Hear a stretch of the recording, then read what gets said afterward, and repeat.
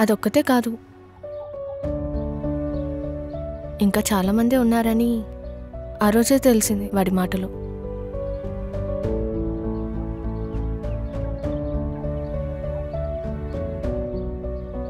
ఆ రోజు వరకు నాకు తెలియకుండానే తిరిగేవాడు, కానీ నాకు తెలిసాక నాకు తెలిసేలా నా ముందే తిరుగుతున్నాడు.